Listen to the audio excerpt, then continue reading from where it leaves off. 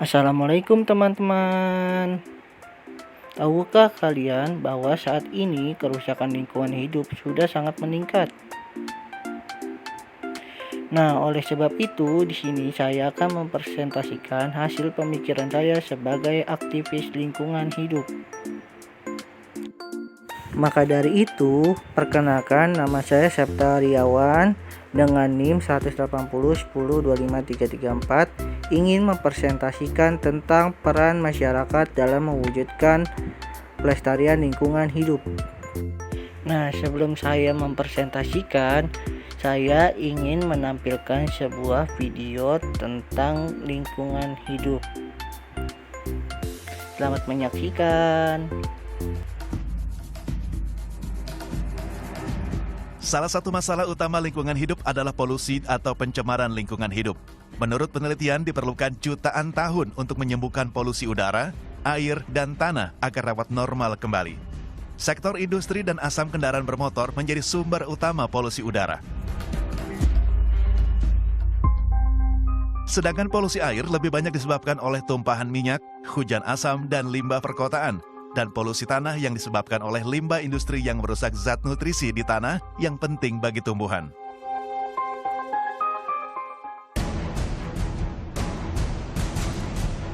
Selain polusi, pemanasan global juga menjadi isu utama lingkungan hidup.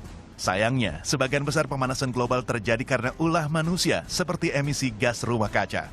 Efek dari pemanasan global sendiri menyebabkan meningkatnya suhu lautan dan permukaan bumi. Hal ini berdampak mencairnya es di kutub, kenaikan permukaan air laut, dan rusaknya pola alami musim yang menyebabkan bencana alam seperti banjir bandang, bahkan badai salju.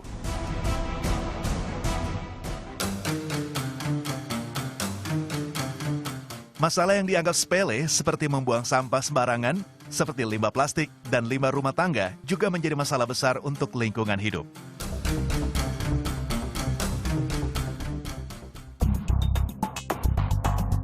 Tak hanya itu, limbah industri yang sering dibuang ke sungai juga menyebabkan ikan-ikan mati dan menyebabkan hancurnya ekosistem sungai. Polusi, pemanasan global, dan pembuangan limbah merupakan 3 masalah utama lingkungan hidup yang justru disebabkan oleh manusia, termasuk kita. Pada era global seperti sekarang, masalah lingkungan hidup telah menjadi masalah yang mengancam kehidupan manusia.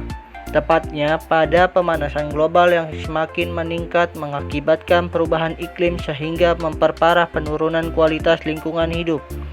Masalah lingkungan hidup merupakan kewajiban asasi manusia untuk dikelola sebagaimana telah diamanahkan dari Tuhan Yang Maha Esa, sehingga setiap manusia baik secara langsung maupun tidak langsung bertanggung jawab terhadap kelangsungan lingkungan hidup. Peran serta masyarakat menjadi sesuatu yang mutlak dalam kerangka menciptakan lingkungan hidup yang sehat. Makna kesehatan tidak hanya secara fisik dengan lingkungan yang baik, namun lebih dari itu, kesehatan fisik sebagai akibat lingkungan yang baik merupakan prasyarat sehatnya aset sumber daya manusia yang sangat mendasar dan penting untuk masa yang akan datang. Peran serta masyarakat. Peningkatan peran serta masyarakat dalam pengelolaan lingkungan hidup diarahkan agar menjangkau lapisan masyarakat yang lebih luas.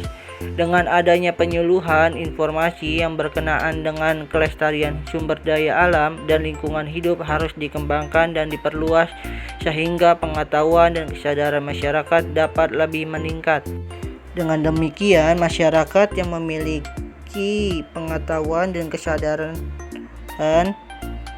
yang tinggi tentang pentingnya lingkungan bagi kehidupan, mereka akan menjaga, memelihara, dan melestarikan lingkungan yang ada di sekitar mereka. Lalu lingkungan hidup digariskan dalam pasal 1 angka 1 Undang-Undang Nomor 32 Tahun 2009 menyebutkan bahwa lingkungan hidup secara yuridis adalah kesatuan ruang dengan semua benda, daya, keadaan, dan makhluk hidup termasuk manusia dan perilakunya yang mempengaruhi alam itu sendiri, kelangsungan kehidupan dan kesejahteraan manusia serta makhluk hidup lainnya. Lingkungan hidup terbagi menjadi 3. Yang pertama yaitu lingkungan fisik. sesuatu yang berbentuk benda mati. Contohnya seperti sinar matahari, sungai, laut, danau, gunung, hutan, dan sebagainya. Lalu ada lingkungan biologis. Segala sesuatu yang berupa organisme hidup lainnya selain dari manusia sendiri. Contohnya tumbuh-tumbuhan dan hewan. Lalu ada yang ketiga, yaitu lingkungan sosial. Manusia lain yang berada di sekitarnya, contohnya teman dan tetangga. Selanjutnya, perilaku merusak lingkungan hidup. Yang pertama, populasi manusia. Yang kedua, ada konsumsi yang berlebihan akan sumber daya alam seperti hutan, perikanan, sungai, dan seterusnya. Lalu yang ketiga adalah polusi udara, air, dan daratan. Selanjutnya, kerusakan lingkungan hidup. Perusakan lingkungan hidup sebagaimana dalam pasal 1 nomor 16 Undang-Undang nomor 32 tahun 2009 tentang perlindungan dan pengelolaan lingkungan hidup adalah tindakan orang yang menimbulkan perubahan secara langsung atau tidak langsung terhadap sifat fisik dan hayati lingkungan hidup sehingga melampaui kriteria baku kerusakan lingkungan hidup. Kerusakan lingkungan hidup akan mengakibatkan suatu perubahan sifat dan unsur-unsur lingkungan yang berakibatkan peran dan arti penting lingkungan hidup bagi kehidupan menjadi terganggu bahkan tidak berfungsi lagi. Bentuk-bentuk kerusakan lingkungan. Menurut Kerap 2010 nomor 15 membagi bentuk kerusakan lingkungan menjadi 5, yaitu pencemaran lingkungan, lahan kritis, kerusakan ekosistem, kerusakan hutan, dan kepunahan keanekaragaman hayati. Faktor-faktor penyebab terjadinya kerusakan lingkungan.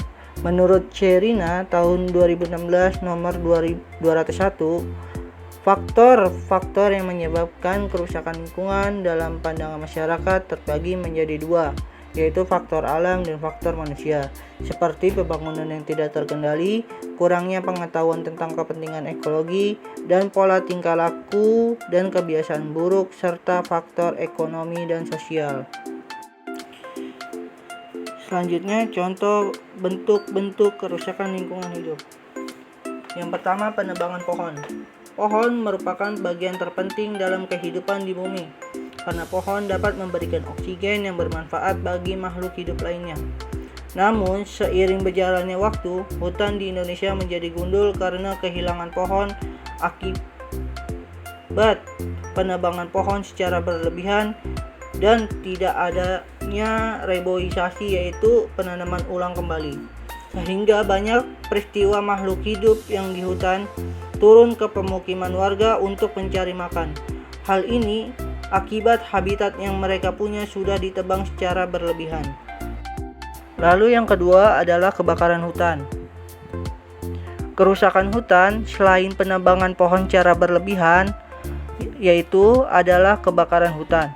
Seperti yang diketahui bahwa kebakaran hutan adalah salah satu bencana yang dampaknya sangat merugikan bagi makhluk yang lainnya, yaitu dapat mengakibatkan habitat atau tempat tinggal bagi makhluk hidup yang ada di dalamnya, seperti orang hutan, harimau, dan lain-lainnya, bisa kehilangan tempat tinggalnya. Hal ini yang menyebabkan kepunahan pada makhluk hidup yang ada di hutan.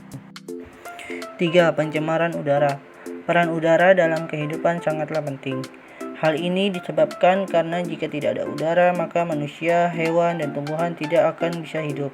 Namun, udara yang tercemar ditimbulkan oleh sumber-sumber alami maupun kegiatan manusia akan memberikan dampak yang sangat buruk terhadap makhluk hidup dan lingkungannya. Lalu yang keempat adalah pencemaran air. Menurut Kikmawati tahun 2018 nomor 18 mengatakan bahwa pencemaran air dapat diketahui melalui perubahan dari sifat-sifat air itu sendiri, seperti suhu, warna, bau, rasa, dan jumlah padatan. Pencemaran air mengakibatkan krisis air tawar, mengancam sumber-sumber air minum dan kebutuhan penting lainnya bagi manusia dan makhluk hidup lain. Pencegahan dan penanggulangan terhadap lingkungan hidup. Yang pertama adalah meningkatkan kesadaran lingkungan, diantaranya mengadakan penyuluhan terhadap karyawan dan pengusaha, khususnya masyarakat umum, tentang akibat buruk suatu pencemaran. Lalu yang kedua, pembentukan organisasi penanggulangan pencemaran untuk mengadakan monitoring berkala guna mengumpulkan selengkap mungkin. Lalu yang ketiga, penanganan kriteria tentang kualitas dalam peraturan perundang-undangan. Lalu yang keempat, penentuan daerah industri yang berencana dengan baik dikaitkan dengan planologi kota, pedesaan dalam memperhitungkan berbagai segi. Lalu yang kelima, penyempurnaan alat produksi melalui kemajuan produksi sehingga bahan-bahan pencemaran pada proses produksi dapat dikurangi. Berikut pelanggaran AMDAL. Yang pertama adalah pelanggaran AMDAL pada mega proyek wisata Pulau Komodo, Nusa Tenggara Timur. Pembangunan objek wisata di Pulau Komodo ini melanggar asas-asas Undang-Undang Nomor 32 Tahun 2009 tentang perlindungan dan pengelolaan lingkungan hidup. Salah satunya adalah asas melestarikan lingkungan yang berdampak pada habitat dan ekosistem hewan komodo. Proyek wisata Pulau Komodo ini tidak memiliki kajian AMDAL sehingga menimbulkan permasalahan teknis yang serius, seperti masuknya alat berat di habitat komodo dan pembangunan sumur bor di Pulau Rinca yang ditakutkan berimbas pada matinya sumber air. Proyek mega wisata ini pun mengancam perekonomian masyarakat lokal sebab pembangunan tersebut berpotensi merusak pariwisata berbasis alam yang telah menjadikan ikon Labuan Bajo selama ini. Konsep wisata alam juga merupakan produk utama pariwisata warga setempat. Selanjutnya, upaya yang harus dilakukan. Pemerintah harus memprioritaskan terlebih dahulu urusan sains dan konservasi ekosistem komodo. Sebagaimana diketahui bahwa pengembangan Taman Nasional Komodo menjadi destinasi sendiri yang bermula dari dikeluarkannya Peraturan Menteri atau Permen Lingkungan Hidup dan Kehutanan Nomor P48 Menhub 2/2010 tentang izin pengusahaan pariwisata alam di Suaka Marga Satwa, Taman Nasional, Taman Hutan Raya, dan Taman Wisata Alam. Permen yang dikeluarkan pada tahun 2010 itu merupakan payung bagi perusahaan swasta berinvestasi di lebih 54 taman nasional di Indonesia. Lalu yang kedua, Pulau Rinca semestinya memerlukan pembangunan infrastruktur seperti yang direncanakan pemerintah. Selanjutnya, pelanggaran AMDAL pada pembangunan Bandara Kertajati Bandar Udara Internasional Jawa Barat di Kabupaten Majalengka. Dalam pembangunannya masih mengembangkan AMDAL tahun 2014, yang mana sudah kadaluarsa dalam pembangunannya pada tahun 2016. Lalu pada kota bandara mengambil 2/3 lahan yang merupakan lahan produktif yang tertera pada Pangdam bahwa lahan tersebut tidak produktif. Padahal dalam Badan Pusat Statistik Majalengka, sawah Kertajati merupakan lumbung padi terbesar kedua di Indonesia. Tanaman yang ditanam seperti kacang hijau, jagung yang merupakan dari desa Palawija di Jawa Barat, banyak petani tersebut dijadikan kriminal karena mempertahankan hak yang seharusnya mereka dapatkan. Pembangunan infrastruktur tidak dengan embel-embel akan melahirkan mafia tanah yang merebut hak manusia seperti ekonomi, sosial, dan budaya. Upaya yang harus dilakukan. Yang pertama, implementasi kebijakan pembebasan lahan untuk pembangunan BIJB Kertajati. Dari sisi konten kebijakan masih membutuhkan beberapa perbaikan dan masukan, terutama sebagai akibat dari pelaksanaannya yang tak bertahap dan tidak sekaligus atau tidak sesuai dengan direncanakan, akibat dari komitmen yang rendah dari semua pihak, serta belum perhatikannya persepsi dan ekspektasi yang terjadi di masyarakat setempat. Lalu yang kedua, konten kebijakan terdapat beberapa penguatan yang perlu dilakukan berkaitan dengan pentingnya penegasan komitmen semua pihak atau kepentingan-kepentingan yang dipengaruhi dan pelaksanaan program. Sejak awal dalam merumuskan dan menyepakati sumber daya yang digunakan untuk menuntaskan dan memperlancar kebijakan pembebasan lahan sesuai dengan rencana yang telah ditetapkan. Lalu yang ketiga adalah konteks pelaksanaan perlu diperkuat dengan peningkatan dan penyesuaian strategi para pelaksana serta kepatuhan dan daya tanggap terhadap kebijakan pembebasan lahan yang bertujuan untuk mampu mendukung kelancaran pelaksanaan kebijakan, terutama dari sisi sosialisasi yang dilakukan secara kontinu melalui pendekatan yang sesuai dengan karakteristik masyarakat setempat, serta dengan melaksanakan tahapan kegiatan yang membuka ruang terhadap keterlibatan masyarakat. Cukup sekian presentasi yang dapat saya sampaikan. Pesan saya terhadap lingkungan hidup ialah rawatlah dengan baik dengan cara menjaga, yaitu menjaga hutan, lalu danau, laut, ekosistem laut, dan sebagainya. Lalu mengurangi jumlah plastik yang beredar pada saat ini.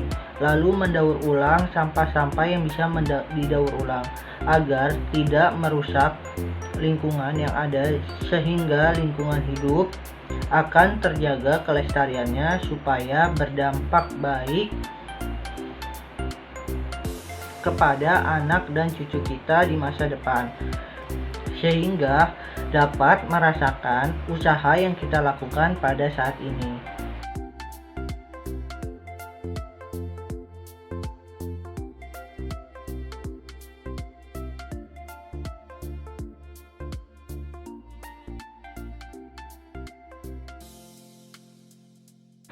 Cukup sekian presentasi yang dapat saya sampaikan. Selebihnya mohon maaf. Wabillahi taufiq wal hidayah. Wassalamualaikum warahmatullahi wabarakatuh.